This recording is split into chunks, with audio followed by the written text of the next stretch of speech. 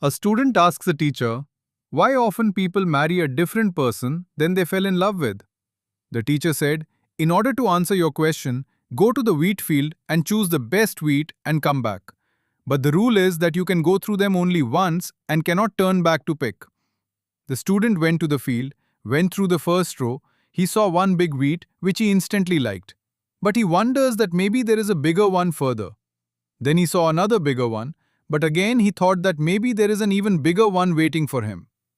Later, when he finished more than half of the wheat field, he started to realize that the wheat is not as big as the ones he let go of. He started to realize that he had missed the best one in the search of a bigger. So he ended up going back to the teacher with an empty hand, because he just wasn't able to forgive himself for letting go of the best wheat, and described what happened. The teacher told him, you kept looking for a better one while letting go of the best one. And later when you realize that you have missed that, you can't go back. This is the mistake often made by people who fell in love and lost the best person they could have in their life. So the student said, does that mean one should never fall in love? The teacher replied, no dear, anyone can fall in love if they find a suitable person. But once you truly fall in love, you must never let go of that person due to your anger, ego, or comparisons with others. How do they end up marrying someone other than they loved? The student asked. The teacher said, in order to answer your question, go to the cornfield and choose the biggest corn and come back. But the rule is same as before. You can go through them only once and cannot turn back to pick. The student went to the cornfield. This time he was careful not to repeat the previous mistake.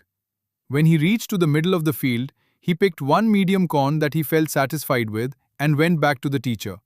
He described how he made a choice. The teacher told him, this time you didn't came empty-handed. You looked for one that is just nice and you had put your faith that this is the best one you can get. This is how one makes a choice for marriage. The student stood confused. The teacher asked, what is bothering you now? The student replied, I'm wondering which would have been better, marrying a person you love or loving the person you marry. The teacher replied, it's a very easy answer, only if you are willing to admit it to yourself. Moral of the history: life is like a basket of fruits. Either you have to make a choice of eating the fruit you love or be content with something that is healthy.